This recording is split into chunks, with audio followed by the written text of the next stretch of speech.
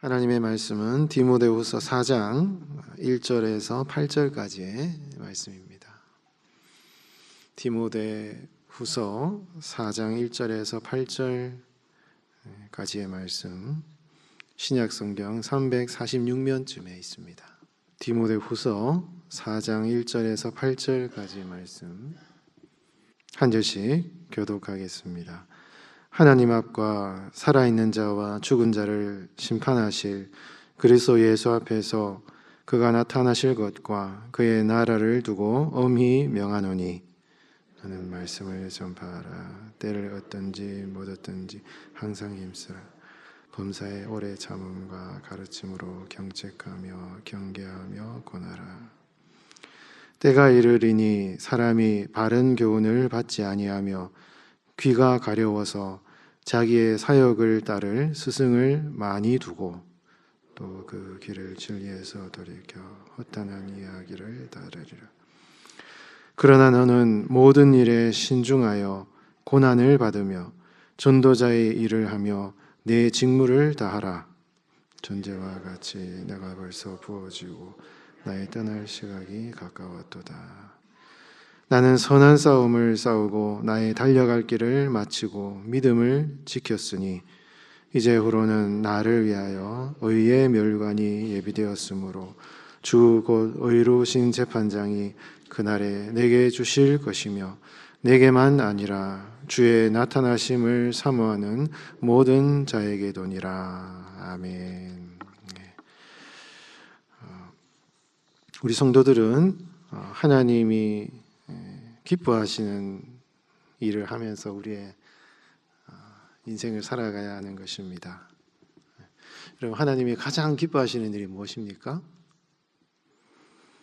우리의 인생을 주님께 드릴 때,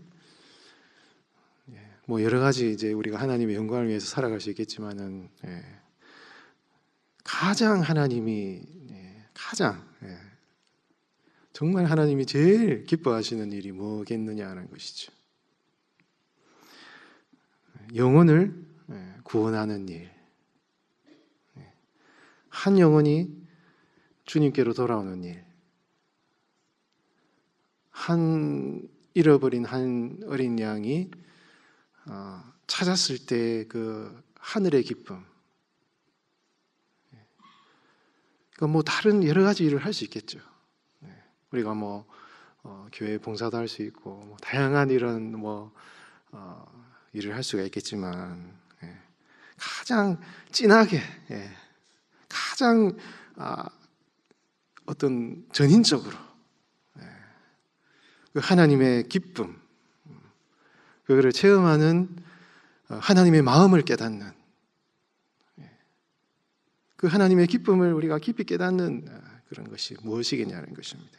한 영혼이 주님께로 돌아오는 그 하나님 한 영혼을 구원하는 그 일에 우리의 인생을 헌신할 때 그 하나님의 기쁨을 체험하게 되는 것이죠. 이게 정말 하나님이 정말 기뻐하시는 일이구나. 하나님의 마음을 알게 되는 것입니다. 이 복음을 전해가지고 영접 기도를 할 때 우리 성도님, 우리 형제님, 저희 기도를 같이 따라 하시면 좋겠습니다. 지금 이 시간 제 마음의 문을 엽니다. 제 마음의 문을 엽니다. 지금 이 시간 예수님이 제 마음에 들어오셔서 따라해 보세요. 지금 이 시간 예수님 제 마음에 들어오셔서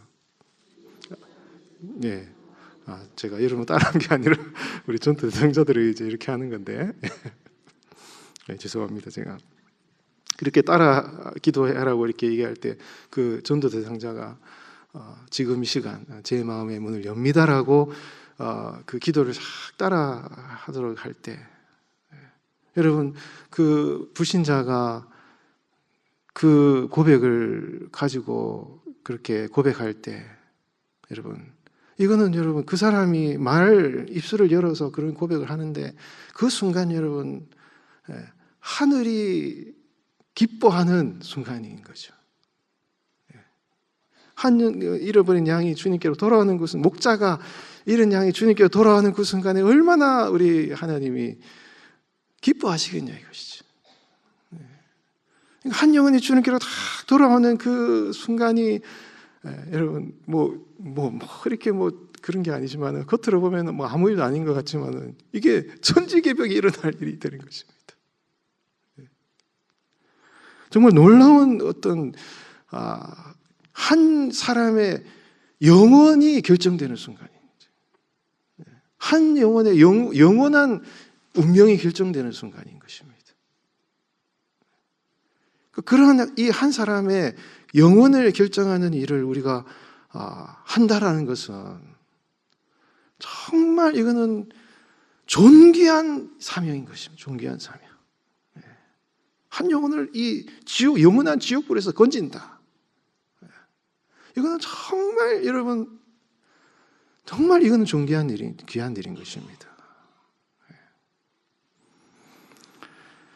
여러분 이거는 정말 하나님이 기뻐하시는 일이고 우리 인생에 이 허무한 인생에 우리 어저께도 우리 이한희 목사님께서 그런 얘기를 하셨는데 다 사라지고 다 없어지고 다 이 하늘 해 아래 이 해 아래에 이 전도서가 해 위에가 있고 해 아래가 있고 이 표현을 자꾸 쓰거든요. 영원한 것이 있지만은 이 해 아래에서는 영원한 게 없다. 영원하지 않은 이 해 아래에서의 삶을 살아갈 때 다 헛되지 않느냐. 다 지나가고 다 없어지고 젊음도 없어지고 시간 다 없어지고 돈도 없어지고 다 없어지는 게 이 해 아래에서의 삶이다. 그러면 없어지는 해 아래에서의 삶을 자꾸 연연해가지고 이걸 아등바등 이렇게 살아가지 말고 해 위에서의 삶을 추구하고 그걸 바라보는 삶을 살아가야 된다. 이게 전도서의 메시지잖아요. 그러니까 이 해 아래에서의 삶 가운데 다 사라지고 없어지고 허무한 이 땅을 살아가면서 이 삶에서 영혼을 추구하는 게 이 의미 있는 삶이거든요. 영원하지 않은 이 세상에서 영원한 것을 추구하는 게 이게 중요한 것인데, 그럼 이 땅에서 영원한 그 삶을 추구하는 게 무엇이냐? 하늘의 이 영광을 바라보면서 한 영혼을 구원하는 그 일에 나의 인생과 나의 삶을 투자한다는 것이 얼마나 여러분 값진 인생인 것입니까? 20년, 30년, 40년 다 지나면은 여러분 다 우리가 천국 갈 거잖아요. 정말 금방금방 가는 것 같아요. 금방금방 여러분, 금방금방이지, 금방금방. 이 짧은 인생을 살아가면서 여러분들의 인생을 무엇을 위해서 투자할 것인가? 여러분들이 열심히 노력해가지고 돈 벌어가지고 아등바등 했던 이 인생의 이 노고와 수고와 흘린 땀을 어떤 것을 위해서 내가 다 투자할 것인가? 이게 너무너무 중요하거든요. 영원한 것을 위해서 투자해야 되는데 그게 여러분 우리가 성경이 복음 말씀하신 이 복음 한 영혼을 구원하는 일에 우리의 인생을 투자한다 하는 것은 정말 의미 있는 가치 있는 삶인 것입니다. 여러분 이 한 영혼을 구원하는 이 일에 여러분 인생을 이렇게 헌신하시는 여러분 되시기 바랍니다. 그런 삶을 살아가시기 바랍니다. 그래야 우리가 허무한 인생을 살아가면서도 허무함을 느끼면서 살아가는 것이 아니라 벅찬 삶을 사는, 가슴 벅찬 삶을 사는 것입니다. 참 내 인생에 의미가 있다. 정말 내 인생이 값지다. 이런 인생을 살아갈 수 있다. 여러분 영혼을 구원하는 일에 우리가 살아갈 때 정말 기쁨이 있어요. 진짜 기쁨이 있습니다. 한 영혼이 주님께 돌아오는 그런 걸 보면 이것이 하나님의 기쁨이구나 하는 것을 알게 되죠. 정말 그렇습니다. 우리 예수님께서 제자들을 만나셔서 제자들에게 뭐라고 하셨습니까?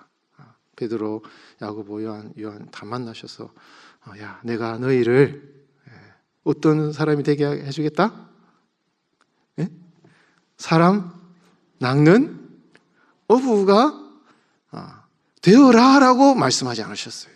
예수님이 되어라라고 명령하지. 이제 원문을 살펴보면은 되어라라고 이렇게 명령하신 것이 아니라 포이에오라는 이 단어가 영어로 make, 미래 능동태. 내가 너희를 사람을 낚는 어부가 되도록 만들어 줄 것이다. 그러니까 예수님의 강력한 능동적인 미래의 의지를 표현하는 단어인 것입니다. 내가 너희를 사람 낚는 어부로 만들어 줄 것이다. 그러니까 나에게 와라 이거죠. 그러면 사람을 낚는 어부는 우리가 사람 낚는 어부가 되려고 막 이렇게 발버둥 쳐야 이게 되는 게 아니라 이거예요.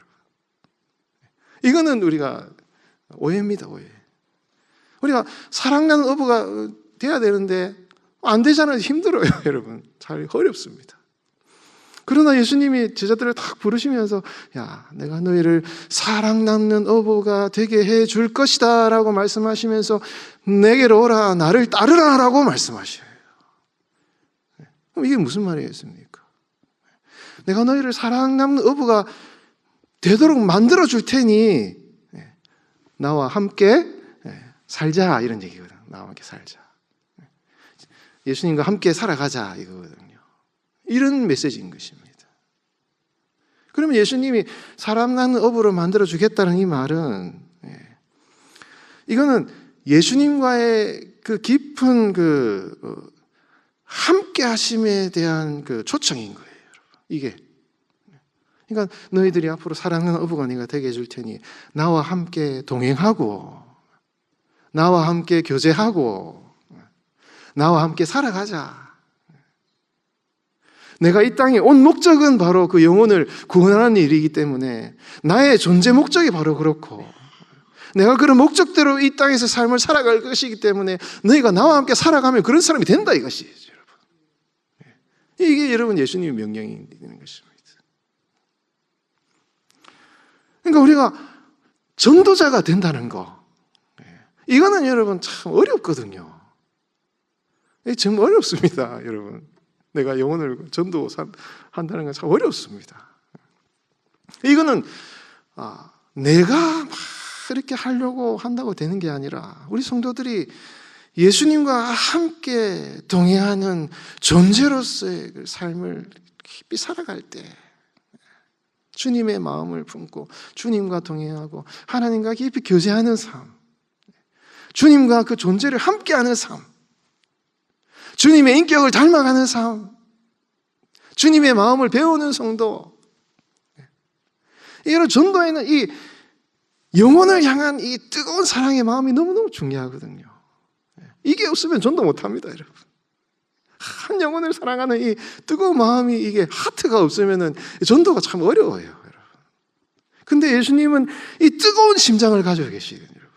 한 영혼을 구원하기 위해서 목숨을 버리려고 오신 예수님의 그 하트를 배우는 게 참 중요한데 이게 여러분 이게 불이 팍 붙었다가 꺼져요. 사람은 불이 꺼집니다. 자꾸 꺼지고 자꾸 불 붙다 꺼지고 그러니까 이게 계속 활활 타올라서 이 복음을 향한 열정을 활활 타오르는 것은 여러분 화라산 같은 그 예수님 성령 충만한 예수님과 날마다 동행하는 성도의 삶에서 오는 거죠, 여러분. 불에 막 불 붙어서 막 폭발하시는 예수님과 옆에 살아가면은 이 불이 옮겨 붙는 거잖아요, 여러분.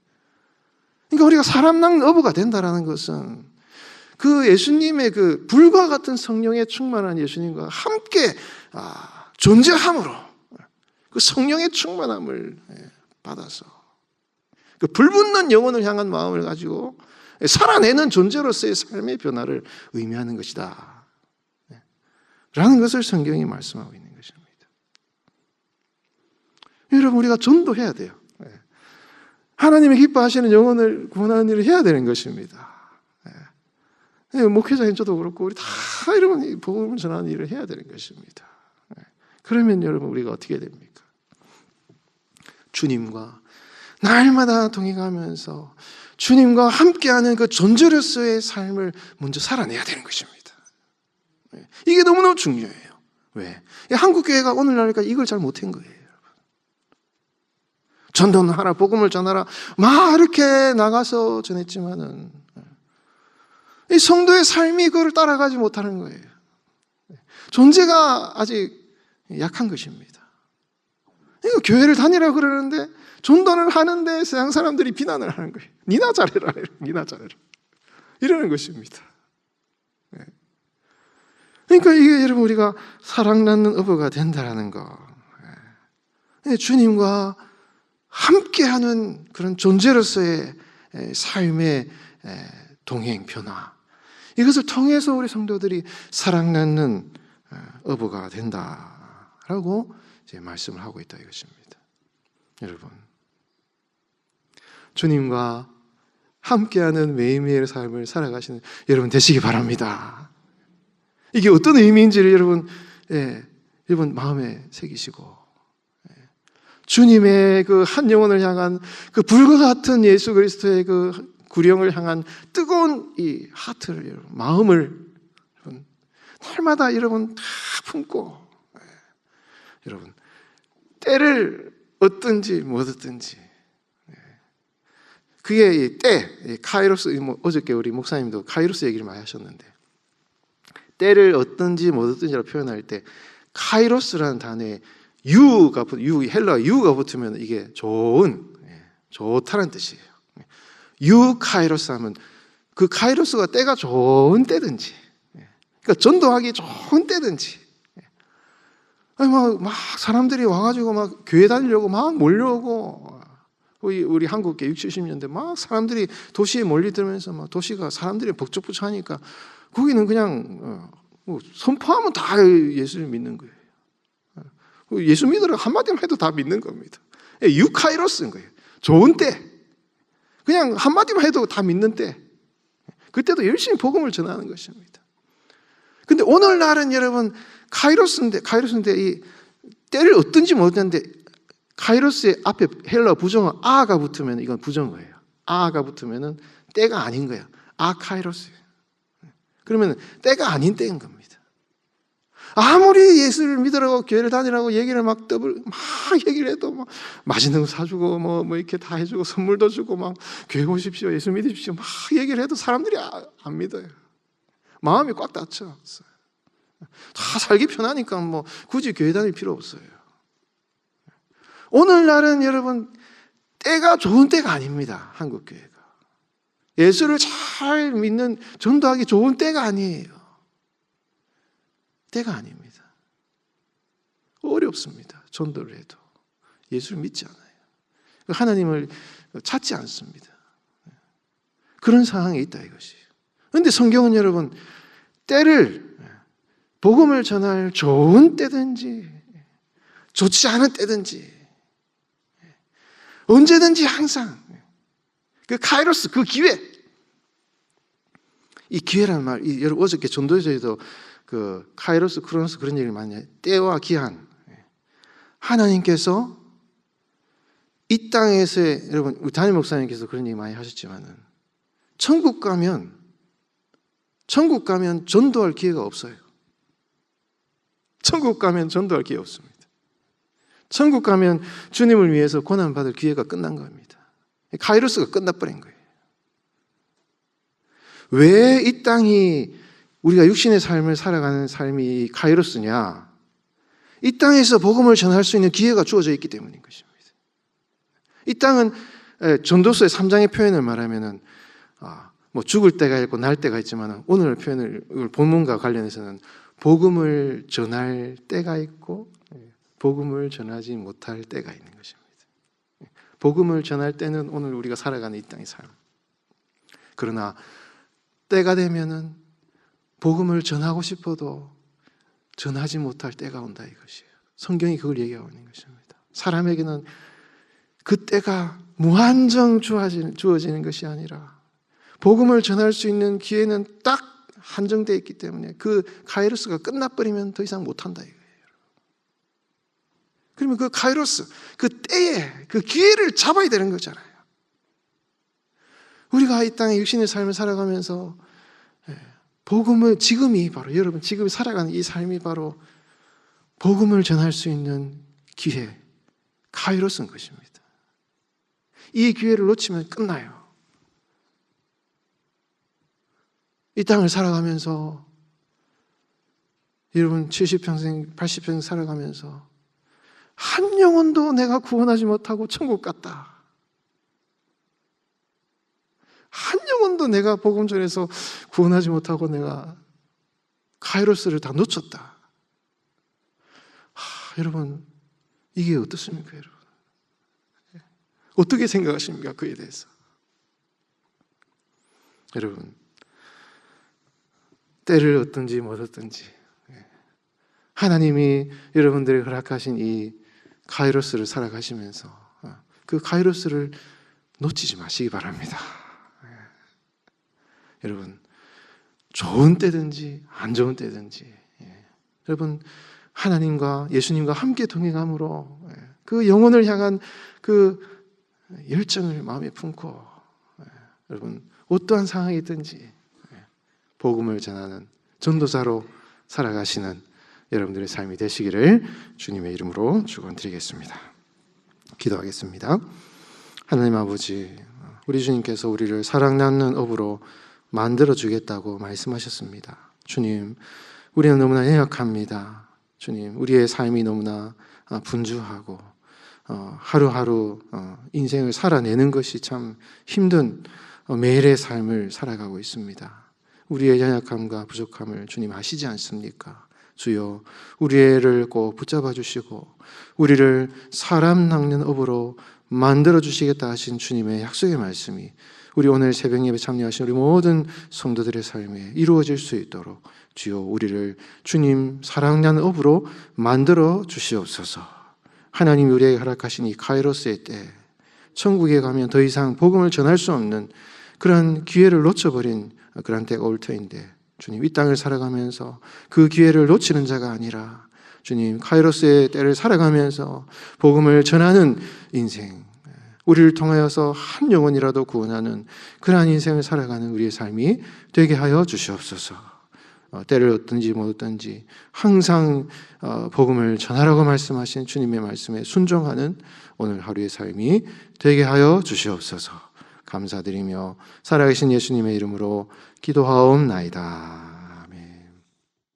하나님 말씀 이사야 22장 15절에서 24절까지의 말씀입니다. 구약성경 992면쯤에 있습니다. 이사야서 22장 15절에서 24절까지의 말씀, 이사야 22장 15절에서 24절까지의 말씀 한 절씩 교독합니다. 주 만군의 여호와께서 이르시되 너는 가서 그 국고를 맡고 왕국 맡은 자 셈나를 보고 이르기를 여기와 무슨 관계가 있느냐, 여기에 누가 있기에 여기서 너를 위하여 묘시를 받느냐, 높은 곳에 자기를 위하여 묘시를 받고 반석에 자기를 위하여 초소를 쪼아내었도다. 나 여호와가 너를 단단히 결박하고 장사같이 세게 던지되 반드시 너를 모질게 감싸서 곰같이 광막한 곳에 던질 것이라.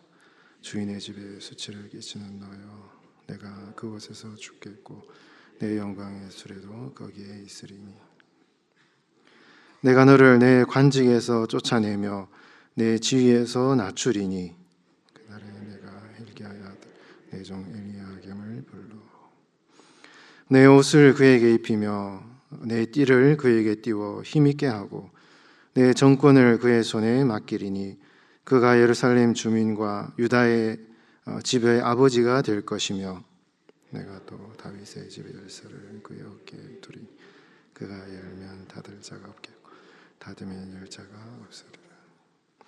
못이 단단한 곳에 박힘같이 그를 견고하게 하리니, 그가 그의 아버지 집의 영광의 보좌가 될 것이요 그의 아버지 집의 모든 영광이 그의 위에 걸리리니, 그 후손과 족속되는 각 작은 그릇 곧 종지로부터 모든 항아리까지니라. 아멘. 우리 성도들은 이 땅을 살아가면서 위의 것을 이제 추구하는 그런 삶을 살아가야 하는 것이죠. 이 땅의 것만을 바라보면서 살아가는 것이 아니라 하늘의 것을 추구하는 그런 삶을 살아가야 한다는 것입니다. 그러나 사람이라는 것이 참 연약한 존재이기 때문에 우리가 뭐 하늘의 것 뭐 이런 것들이 참 손에 잘 잡히지 않잖아요. 잘 체험되지도 않고 잘 느껴지도 않다 보니까 당장 오늘 우리가 해야 되는 뭐 재정 문제, 건강 문제, 뭐 이런 여러 가지 삶의 절박한 문제들이 피부에 다 참 직접적으로 와닿으니까 이 하늘을 바라보는 이런 참 신앙을 지켜나가는 것이 어려운 그것이 솔직한 우리의 모습일 수밖에 없습니다. 그래서 하나님이 우리에게 어려움을 주시는 것 같아요. 편하게 살면 다 성공하면 땅만 보는 거죠. 하늘을 보지 않습니다. 우리 주일날 우리 목사님께서 이제 그 돼지 비유를 하셨잖아요. 그 비유를 하실 때 참 공감이 되더라고요. 하나님이 왜 성도에게 고난과 어려움을 주시나? 그것이 하나님의 저주, 하나님의 어떤 성도들을 괴롭히려는 하나님의 그 뜻인가? 과연 궁극적으로 영원한 관점에서 볼 때 하나님이 성도들에게 이 고난과 어려움을 주시는 게 하나님이 우리를 이렇게 괴롭히려고 우리 어려움을 주시는 건가? 아니면 좀 너희들 하늘을 좀 바라볼 수 있겠느냐? 자꾸 그것만 바라보고 살아가면은 인간의 영혼이라는 것이 영원한 어떤 존재, 영원불멸, 영혼이라는 것이 있는데 자꾸 거기에 이렇게 파묻혀서 살아가면 안 된다. 좀 하늘을 바라보며 살지 않겠느냐. 이 하나님의 여러분 메시지가 아닌가 싶어요. 여러분 세상 사람들 다 이렇게 성공하고 잘 되고 잘 나가면은 그게 좋은 것 같아도 여러분 가만히 그 사람들 내버려 두면은 이게 여러분 어떻게 되겠습니까? 절대 그는 우리 믿는 사람들에게는 하나님의 축복이 아니라 이거죠.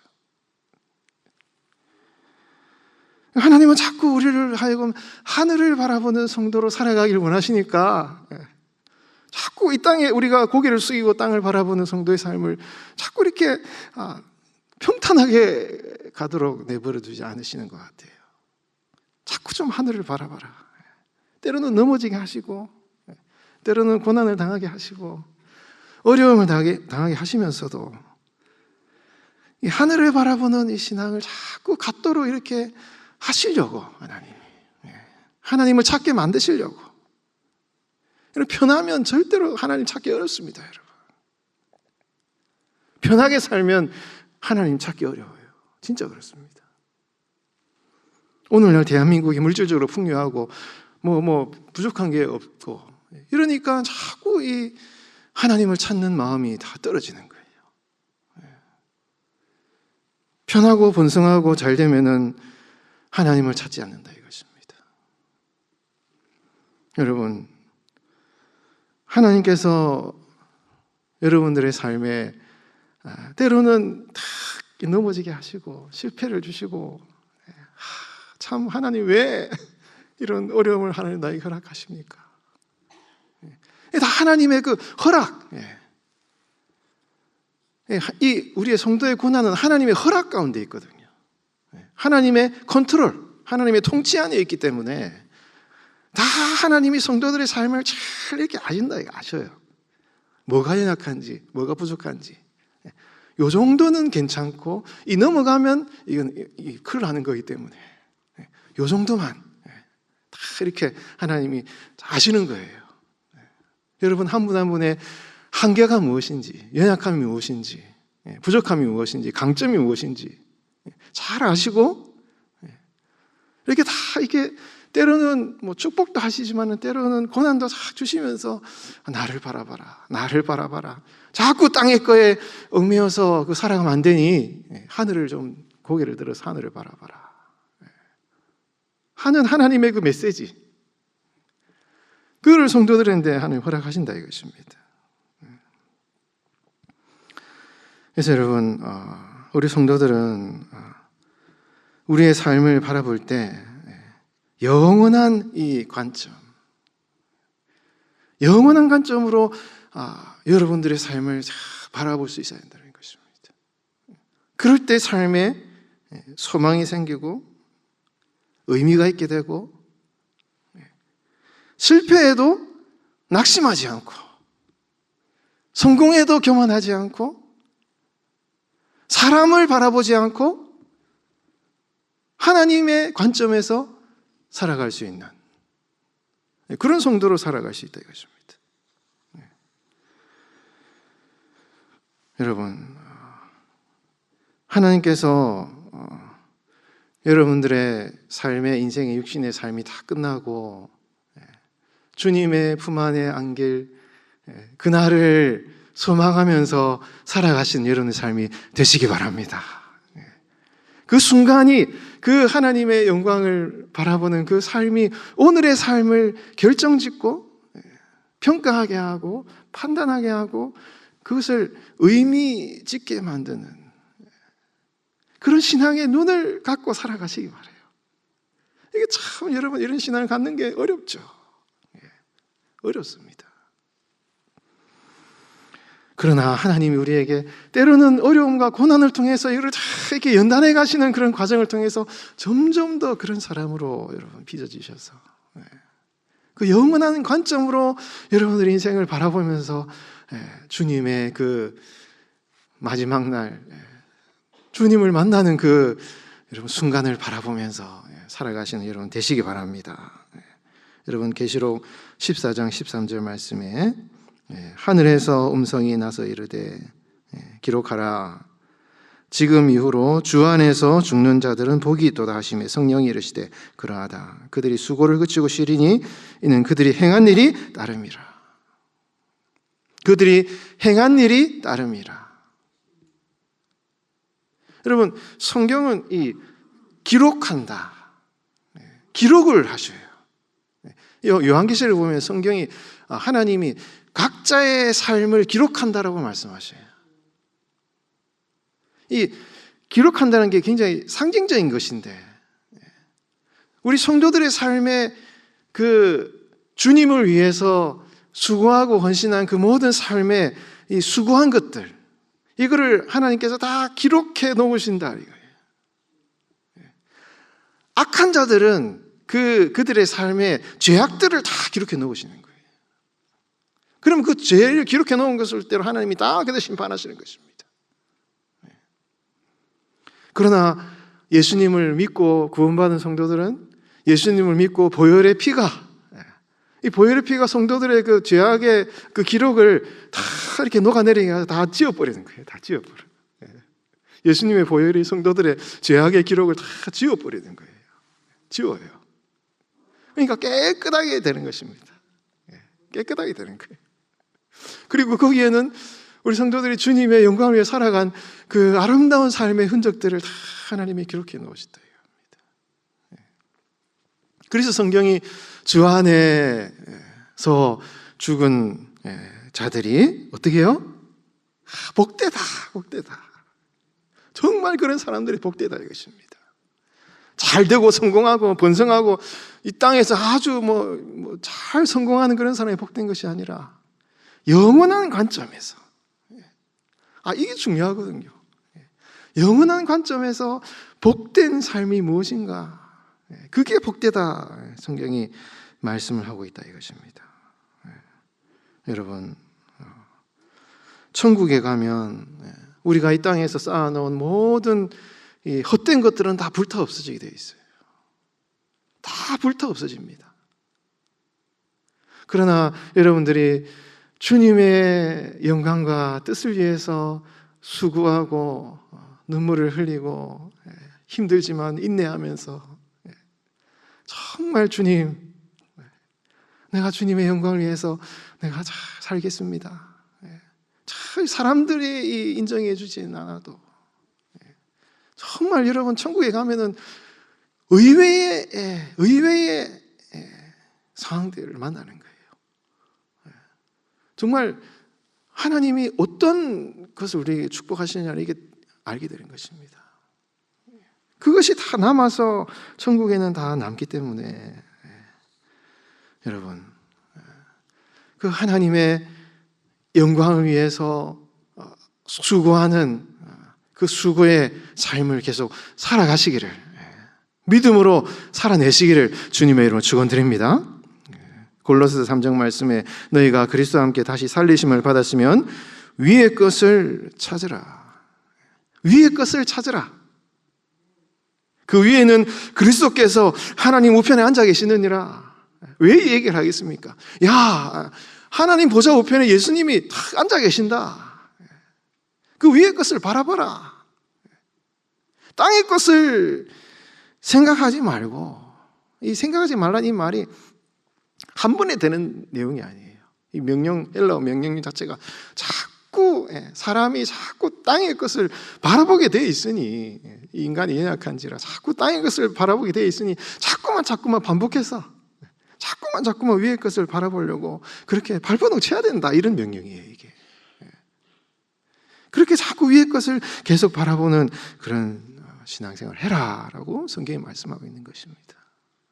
여러분, 우리가 이 땅을 살아가면서 오늘도 여러분 하루를 살아가실 때 정말 우리가 현실을 벗어날 수는 없지만, 다 버리고 뭐 어떻게 할 수는 없지만, 그러나 여러분들이 살아가는 오늘의 이 땅의 삶에서 다시 한번 고개를 들어서 하늘을 바라보는 그 관점을 다시금 결단하고 선택하시는 여러분들의 삶이 되시기 바랍니다.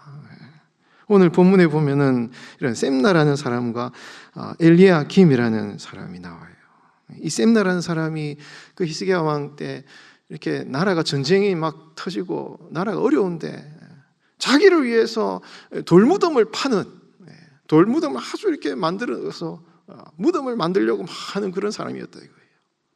그러니까 하나님께서 이사야 선지자를 보내주셔서 네가 지금 제정신이냐? 네가 지금 어떤 상황인데 지금 전쟁이 나가지고 나라가 이렇게 어려운데 너를 위해서 그 돌무덤을 파고 있느냐?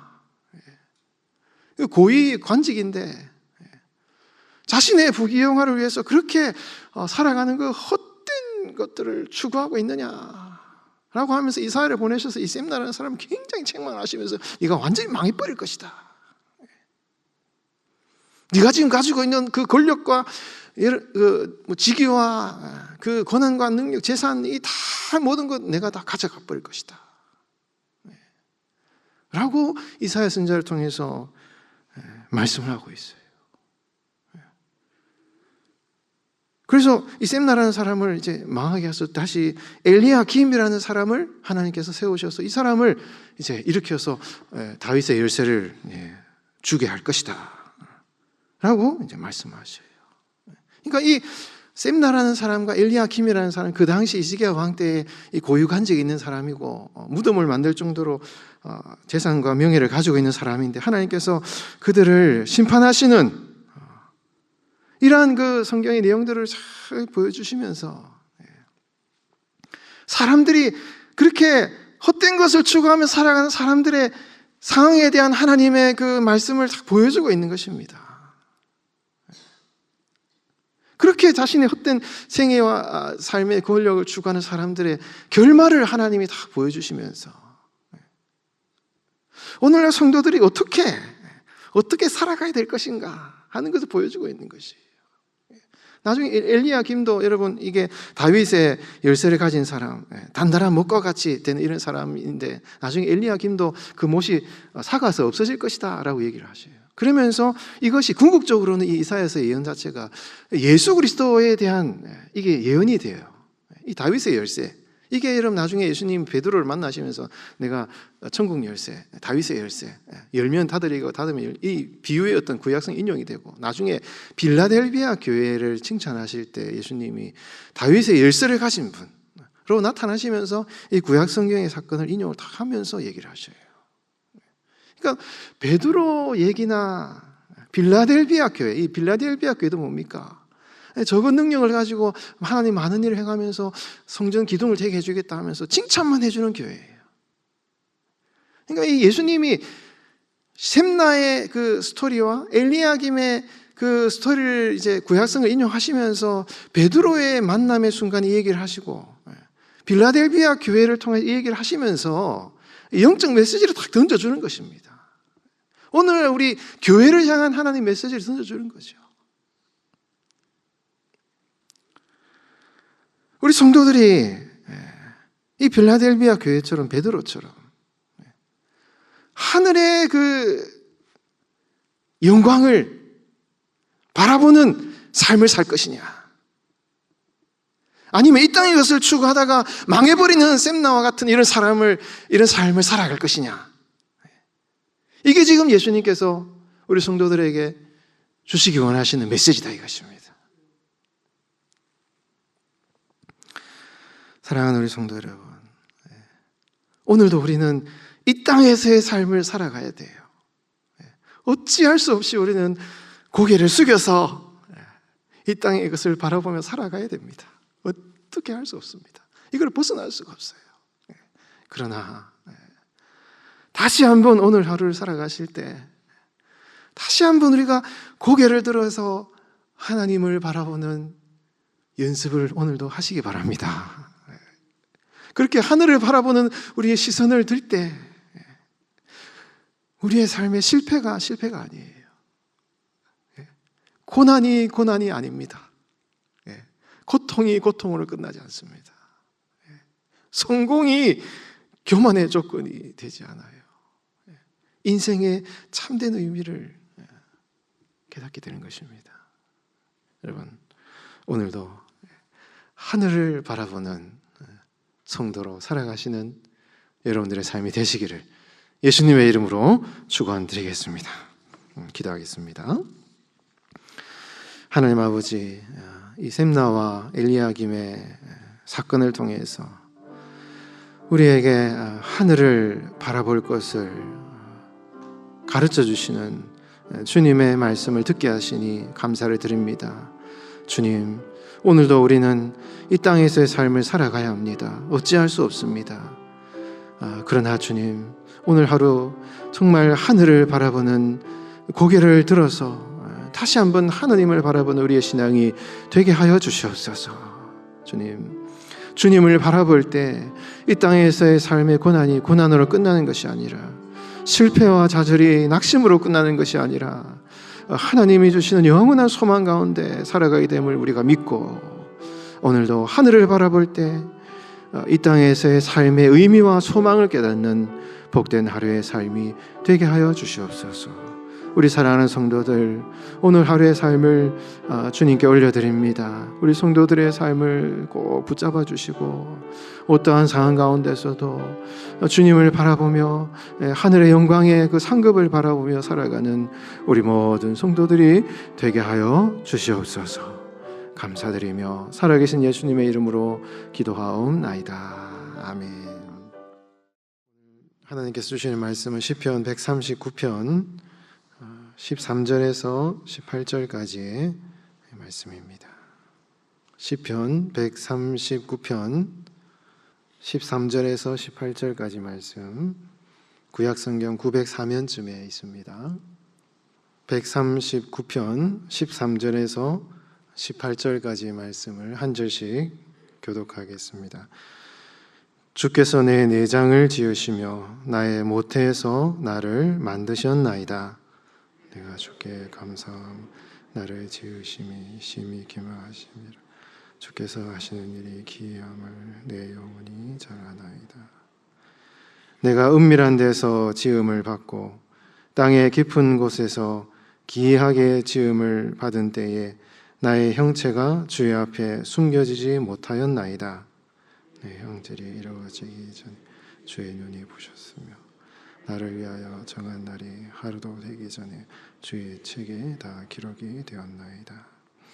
하나님이여, 주의 생각이 내게 어찌 그리 보배로운지요 그 수가 어찌 그리 많은지요 내가 세려고 할지라도 그 수가 모래보다 많도소이다 내가 깰 때에도 여전히 주와 함께 있나이다. 아멘.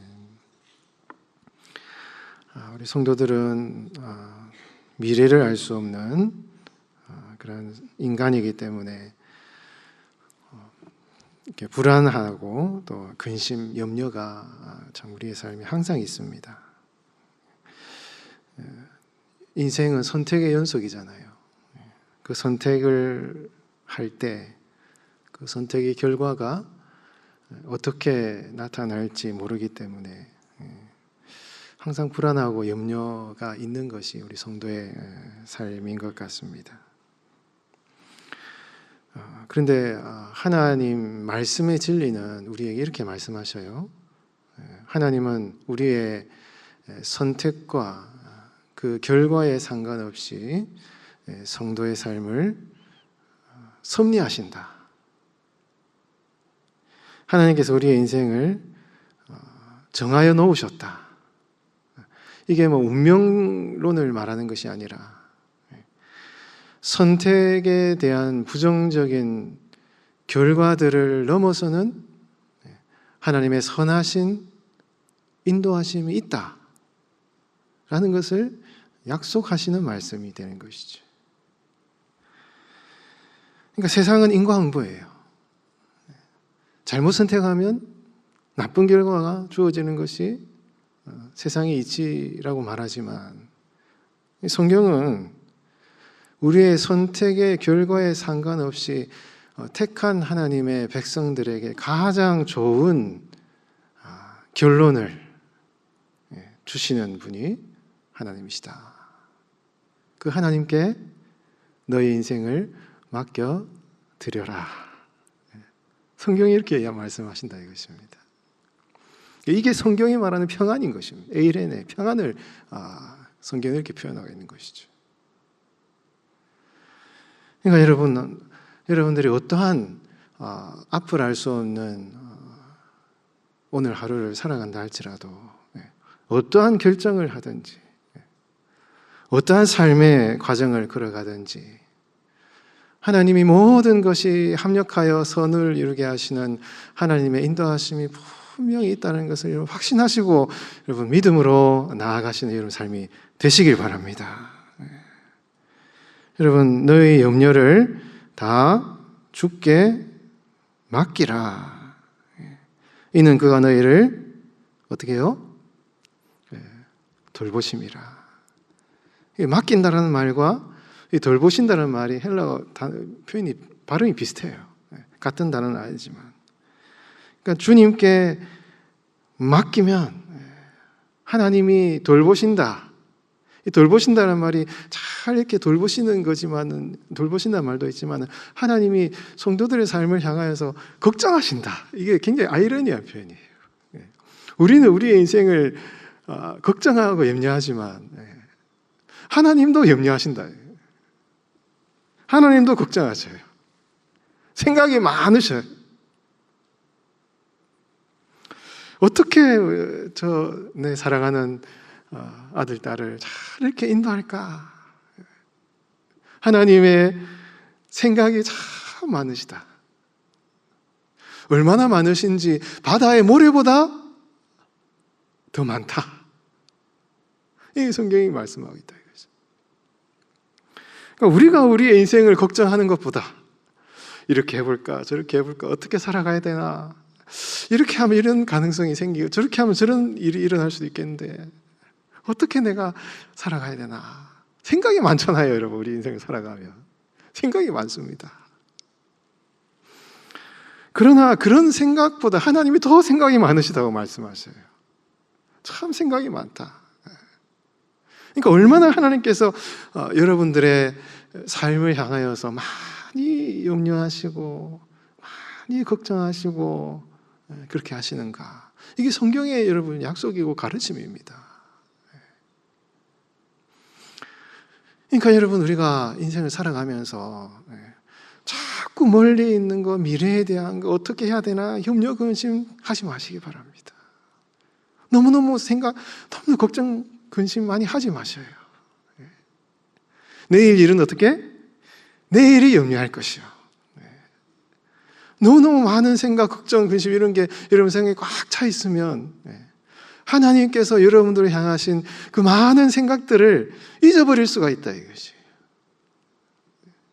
그러니까 우리가 우리의 인생을 염려, 걱정하는 것보다 하나님이 더 많이 여러분들의 삶을 염려, 걱정하신다 하는 것을 여러분 마음에 잘 새기시고, 오늘 하루 주어진 오늘 하루의 삶을 향하여서 하나님이 얼마나 여러분들의 인생에 많은 은혜를 베풀어 주셨는가 하는 것을 하나님 감사합니다. 아침에 다 일어나면 여러분 하나님 감사합니다. 여러분 말로 고백하셔요. 여러분 우리 한번 여러분 같이 한번 감사합니다. 감사는 표현을 해야 된다 이것이죠. 마음속에 걱정 근심이 있어도 입술로 하나님 오늘 하루 이렇게 눈을 떠서 하루를 시작하게 하시니 하나님 감사합니다. 입술로 다 고백하면 이 감사가 확 이렇게 마음속에 다가오잖아요. 그러면 하나님이 주신 은혜가 딱 생각이 나고, 오늘 하루 살아갈 때 하나님이 허락하신 이 일들, 이런 일들을 잘 감사함으로 최선을 다하고, 하나님이 오늘 여러분들의 삶에 맡기신 그 일들을 감당하면서 하나님 어떻게 이 일을 통해서 하나님께 영광 돌릴 수 있을까, 그런 생각을 하면서 오늘 하루 최선을 다해 살아가면 되는 거예요. 여러분 하루하루 살아가면 하나님이 다 인도해 주십니다. 걱정할 필요가 없는 거예요. 여러분 하나님이 여러분들을 너무너무 사랑하시고 하나님이 여러분 돌보신다 이것입니다. 그러니까 여러분 그 하나님의 선하심을 믿고 오늘도 감사하며 주님의 일을 최선을 다해서 살아가신 여러분 되시기 바랍니다. 여러분 오늘 본문 말씀에 13절에 주께서 무엇을 지으셔요? 네, 내장을 지으시며, 이 내장이란 말이 이 킬야라는 이 히브리 단어인데 이게 히브리인들이 그 추상적인 것을 이렇게 물질적인 것을 표현하는 이런 특징이 있거든요. 그 내장, 이제 신장, 콩팥을 말합니다. 그러니까 히브리인들이 콩팥, 킨야라는 이 단어를 표현할 때는 내장을 말하지만 이게 여러 문맥에서 볼 때는 인간의 마음 깊은 곳에 가장 핵심적인 거, 마음속에 가장 깊은 곳에 있는 마음의 중심에 있는 거, 그거를 말한다 이거예요. 여러분 하나님이 내장을, 키냐를 지으셨다, 만드셨다 말씀하신다. 우리 마음속에 염려, 근심, 걱정, 지금 우리 마음속에 확 일어나는 이 정서적인 어떤 이런 부정적인 경험들, 그러니까 여러분 하나님이 우리를 만드셨다는 이 표현을 할 때 거기에는 세상의 이 뭐 부정적인 이런 거 다 포함인 거예요, 여러분. 우리 성도들 중에서도 참 건강하신 분도 있지만은 참 연약한 분들도 계셔요. 제 조카도 장애가 있는 애지만은 저희 누나가 이제 아들이 장애자예요. 장애인입니다. 그걸 보면은 하나님이 우리 조카를 만드셨다. 여러분들도 우리의 인생에 완벽한 사람이 누가 있습니까? 완벽한 사람 아무도 없어요. 뭐 극단적으로 어려운 사람도 있고, 그러니까 하나님이 그런 우리의 존재를 만드셨다는 이런 표현을 하실 때 거기에는 좋은 것만 만든 것이 아니라 부정적인 것, 연약한 것, 왜? 라는 질문을 던질 수밖에 없는 연약한 것들도 다 포함이 되어 있다 이것입니다. 그럼 하나님이 왜 그것을 만드셨겠느냐라는 것입니다. 그걸 우리가 생각해야 되는 것이죠. 그러니까 그런 부정적인 것, 마음속에 이 마음 깊은 곳에 있는 염려, 근심, 걱정, 하나님이 그걸 다 만드셨다는 그런 표현을 하신다는 것은 그거를 하나님께서 다 돌보시고 아시고 그 모든 것을 하나님이 이렇게 인도하신다는 것을 하나님이 자꾸 말씀하시고 싶은 거죠, 여러분. 만든 사람이 가장 잘 알잖아요. 그러면은 가장 잘 안다라는 것은 아는 사람이 그냥 있습니까? 안다라는 것은 그냥 어려울 때 그냥 내버려 둔다는 말이 아닙니다, 여러분. 어려울 때 돕겠다는 얘기예요. 내가 돌보시고 인도하시고 함께 하신다, 이런 얘기인 것입니다. 그러니까 여러분, 주께서 내 내장을 지으시며 라고 할 때 하나님이 우리 성도들의 연약한 이 아픔, 이 마음속의 근심 걱정 하나님이 다 만드셨다. 내가 다 만들었다. 이거는 내가 너의 그 아픔, 염려, 마음속에 깊은 마음속에 있는 아픔과 단식을 내가 다 아니까 너무너무 염려 걱정하지 마라. 내가 도와줄 것이다 하는 것을 얘기한다, 이것이. 여러분, 아무리 가까운 사람도, 아무리 여러분 부모님도 인간의 그 기냐, 그 깊은 곳에 있는 이 탄식과 고통은 절대 완벽하게 이해하지 못합니다. 인간은 절대 여러분들의 마음속에 이걸 다 이해 못해요. 오직 하나님만이 그거를 아시는 분이십니다. 그러니까 여러분, 그 하나님께 우리의 삶을 맡겨드리고, 우리가 이 부정적인 경험이나 삶의 연신들을 자꾸 살아가다 보면은 이 하나님의 인도하심과 하나님의 함께하심을 자꾸 잊어버려요. 자꾸 잊어버려. 성경은 자꾸만 내가 너를 돌볼 것이다, 내가 너를 만들었다, 내가 너를 인도한다, 계속 하나님은 말씀하시지만은 그 말씀과 우리의 삶의 현실 속에서 이렇게 현실 속에 너무 살아가다 보면 자꾸 그 말씀의 약속을 잊어버린다, 이것입니다. 그러니까 다시 한번 여러분 한 분 한 분을 인도하시고 돌보신다는 그 하나님의 약속의 말씀을 오늘도 마음에 꼭 붙들고 오늘 하루를 살아가시기 바랍니다. 이게 여러분 믿음이에요. 이게 믿음. 이게 믿음으로 살아가는 삶의 모습인 것입니다. 14절 보면은 내가 주께 감사하옴은 나를 지으심이 심히 기묘하심이라. 주께서 하시는 일이 기이함을 내 영혼이 잘 아나이다.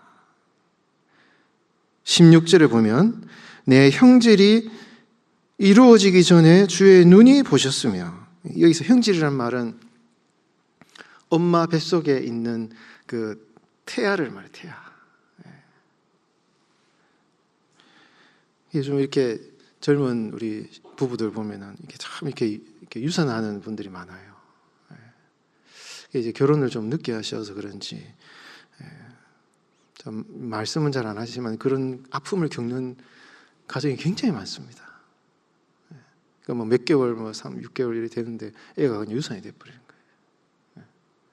그러면 굉장히 마음이 아파요.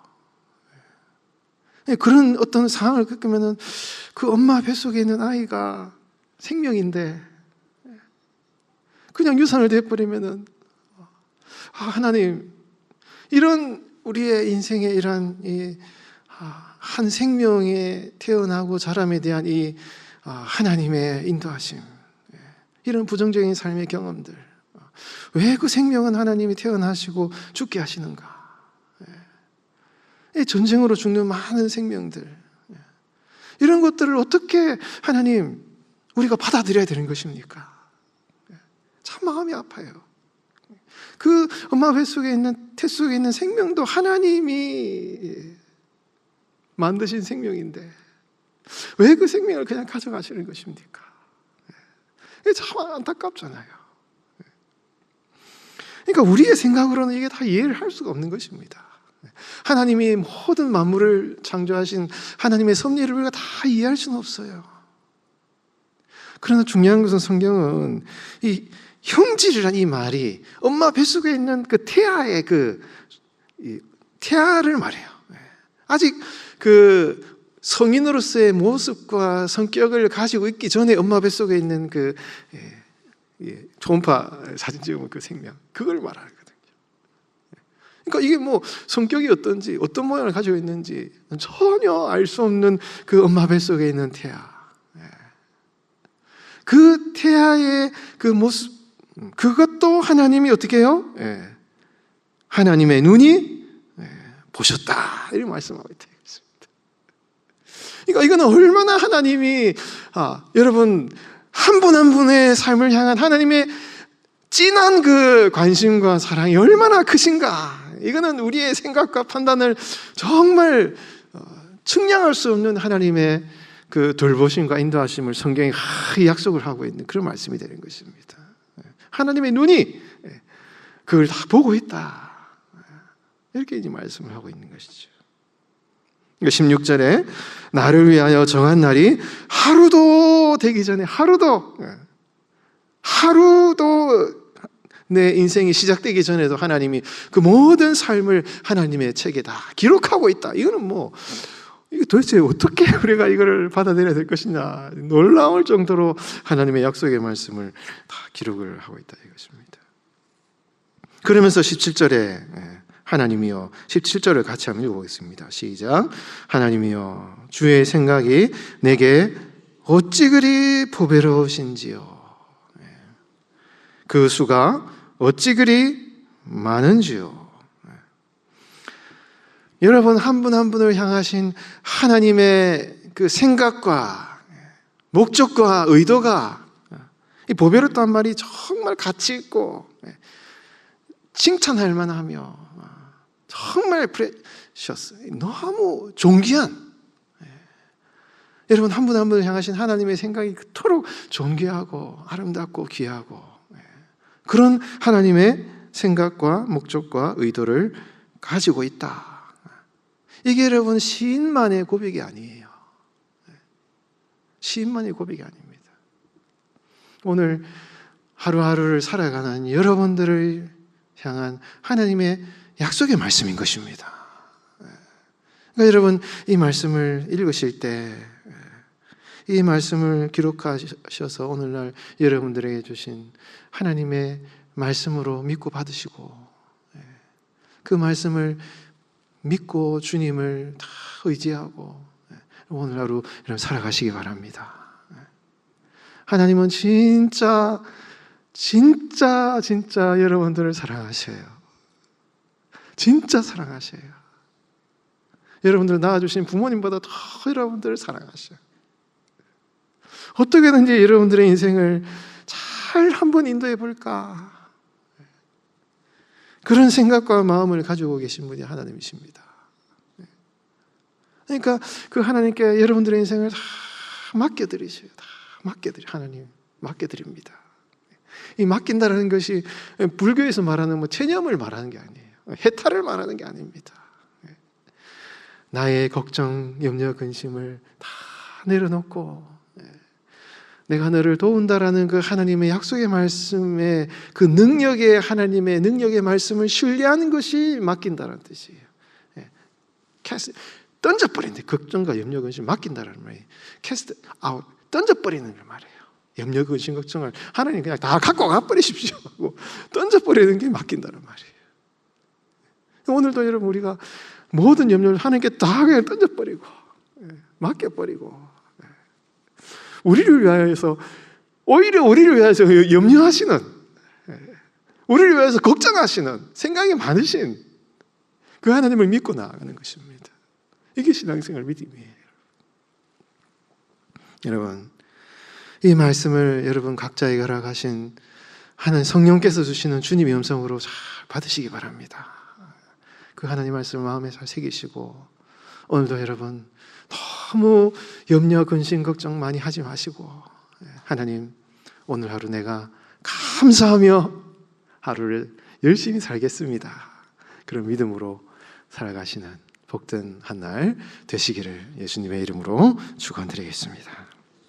기도하겠습니다. 하나님 아버지 감사합니다. 주님 감사합니다.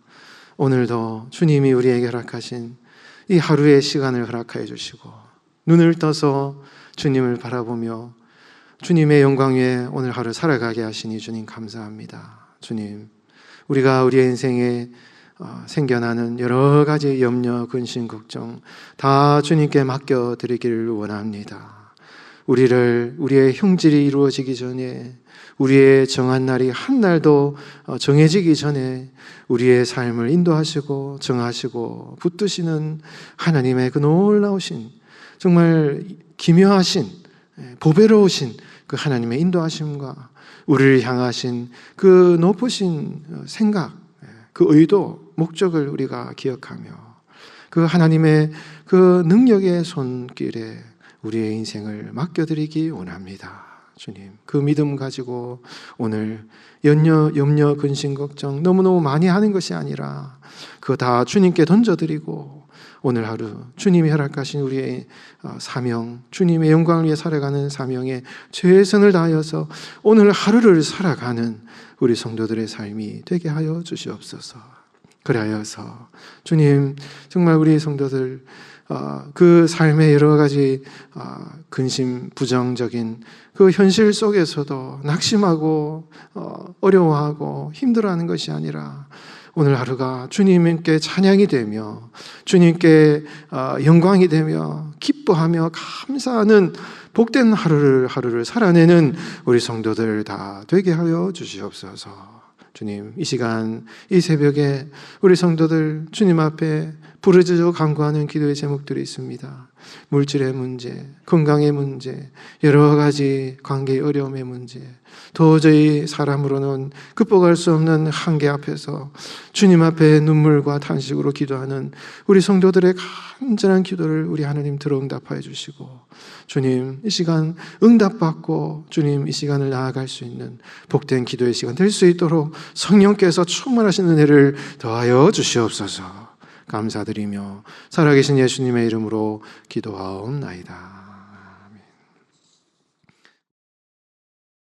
하나님의 말씀은 마태복음 24장 36절에서 44절까지의 말씀입니다. 마태복음 24장 36절에서 44절까지의 말씀, 신약성경 42면쯤에 있습니다. 마태복음 24장 36절에서 44절까지의 말씀, 한 절씩 교독하겠습니다. 그러나 그 날과 그 때는 아무도 모르나니 하늘의 천사들도 아들도 모르고 오직 아버지만 아시느니라. 노아의 때와 같이 인자의 마음도 그러하리라. 홍수전에 노아가 방주에 들어가던 날까지 사람들이 먹고 마시고 장가들고 시집가고 있으면서 홍수가 나서 그들을 다 멸하기까지 깨닫지 못하였으니 인자의 마음도 이와 같으리라. 그때에 두 사람이 밭에 있음에 한 사람은 데려가고 한 사람은 버려둠을 당할 것이요, 두 여자가 맷돌질을 하고 있음에 한 사람은 데려가고 한 사람은 버려둠을 당할 것이니라. 그러므로 깨어 있으라. 어느 날에 너희 주가 임할는지 너희가 알지 못함이니라. 너희도 아는 바니 만일 집주인이 도둑이 어느 시각에 올 줄을 알았더라면 깨어 있어 그 집을 뚫지 못하게 하였으리라. 함께 봉독합니다. 이러므로 너희도 준비하고 있으라. 생각하지 않은 때에 인자가 오리라. 아멘. 오늘은 예수님의 재림을 기다리면서 깨어 있어야 된다는 것을 이제 말씀하고 있습니다. 예수님이 이제 오실 것이기, 재림하실 것이기 때문에 성도들은 이제 항상 깨어 있어야 되는 것이죠. 근데 여러분, 이 깨어 있는다는 것이 어떤 의미를 가지고 있겠습니까? 굉장히 이제 긴장감을 가지고 그냥 일상을 전혀 살아가지 못하고 그냥 두려운 마음으로 이렇게 살아가는 것이 깨어 있는 것인가? 그냥 바로 내일 예수님이 오셔서 재림하시는 그런 마음으로 그냥 그렇게 긴장을 하면서 살아가는 것이 깨어 있는 것인가? 그러니까 이 깨어 있으라라는 이 명령에 대한 우리의 순종이 그리고 어떻게 우리의 삶에 이제 구체적으로 실천돼야 되는 것인가 하는 게 중요한 문제죠. 그러니까 이 깨어 있으라는 이 명령에 대해서 그런 형태로 반응을 할 때 이게 아주 부정적인 결과를 많이 낳았지 않습니까? 일상을 이제 잃어버리고 삶을 제대로 살아가지 않는 그런 사람들이 많이 있었다 이것입니다. 그러니까 성경이 말씀하시는 깨어 있으라라는 의미에 대해서 성도들이 어떻게 반응해야 되는지를 잘 우리가 묵상하고 그것을 실천하는 것이 너무너무 중요한 것이죠. 그러니까 이 마태복음은 이제 공간복음 중에서 이 마태복음은 이 주제별로 내용을 잘 이렇게 모아놨어요. 만약에 산상수훈, 뭐 종말설교 이러면 이제 그 내용에 대한 주제별로 딱 이렇게 모아놨기 때문에 그 내용을 깨닫기 위해서는 그 전체를 볼 필요가 있는 것입니다. 성경을 연구하는 분들이 그걸 굉장히 이제 연구를 많이 했거든요. 오늘 본문은 24장인데 종말에 대한 내용이 나오는데 마가복음, 누가복음에는 나오지 않는 종말에 대한 내용을 25장에서 추가하고 있습니다. 그러니까 25장에 나오는 세 개의 이 비유가 앞에 나오는 깨어있으라는 예수님의 명령에 대한 하나의 주석적인 비유 설명이 되는 것이죠. 그렇기 때문에 이 깨어있으라라는 이 명령이 25장 끝에도 이렇게 나오면서 과연 성도들이 깨어있다라는 것이 무엇을 말하는가 하는 것을 얘기를 하고 있는 것이죠.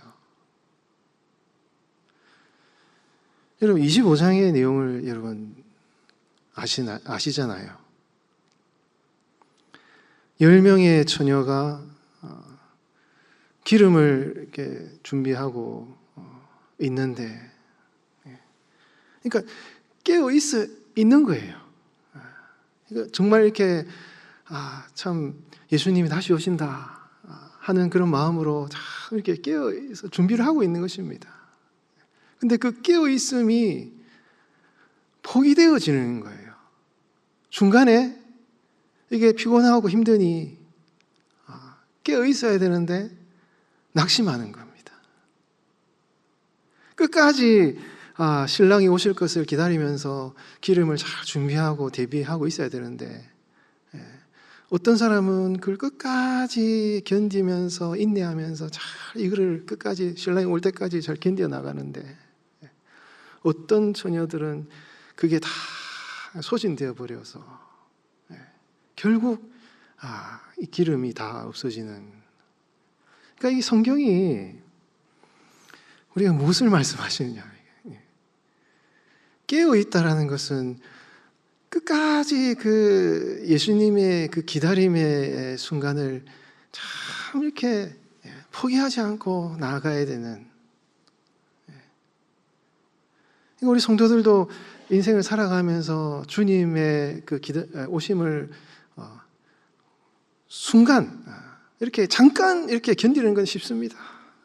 잠깐 이렇게 깨어 있는 건 쉬워요.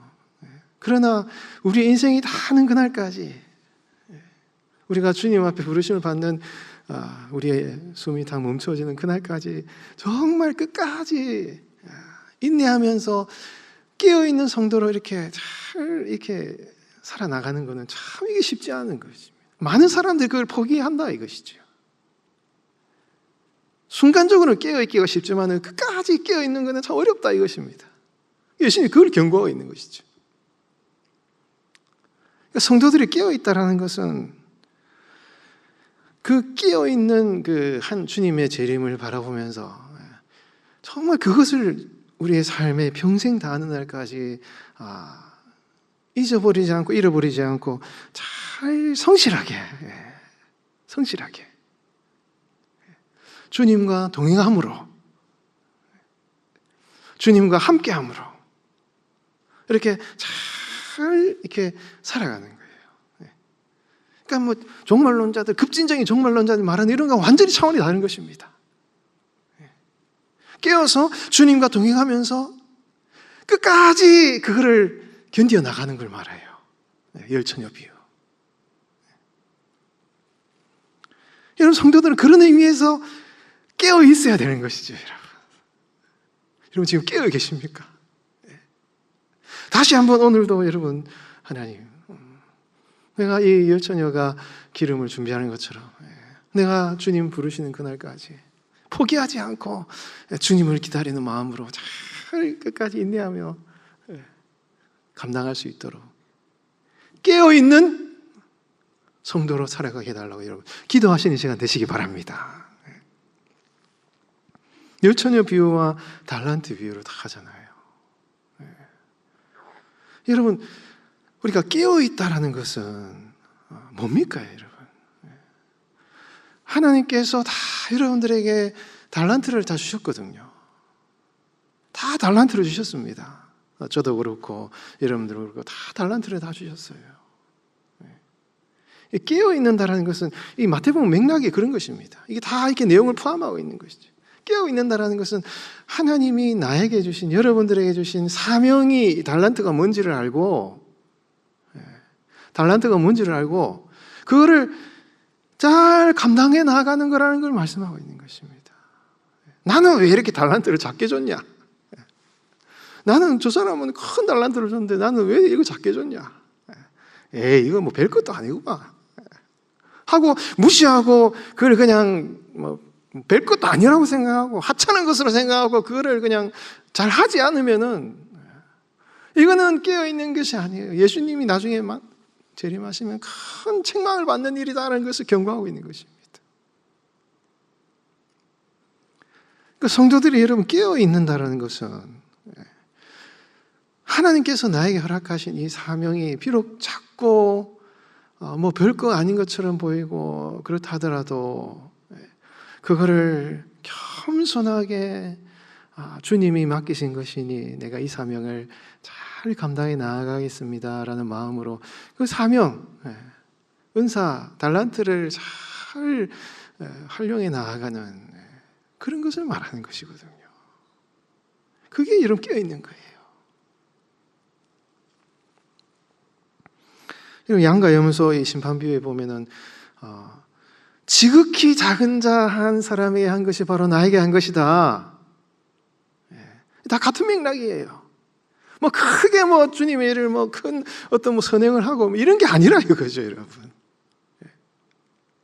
뭐 대단한 어떤 복음을 전하고 선교하고 이런 게 아니라 지금 우리가 살아가는 옆에 살아가는 지극히 작은 자, 뭐 경제적으로 어려운 사람일 수도 있고 연약한 사람일 수도 있고 내가 주변에 섬겨야 될 그 작은 것들, 그런 작은 것들을 겸손하게 주님이 맡기신 일로 알고 그거를 잘 감당해 나아가는 지극히 작은 것, 겸손하게 성실하게 오늘 일상을 살아내는 성도의 삶, 그것이 힘들다고 포기하는 것이 아니라 힘들고 어렵다고 그걸 포기하고 무시하고 멸시하고 그렇게 하는 것이 아니라 오늘 주어진 우리 삶에 주님이 지금 이 순간 내 삶에 찾아오셔도 내가 부끄럽지 않는 그런 하나님이 주신 사명을 살아내는,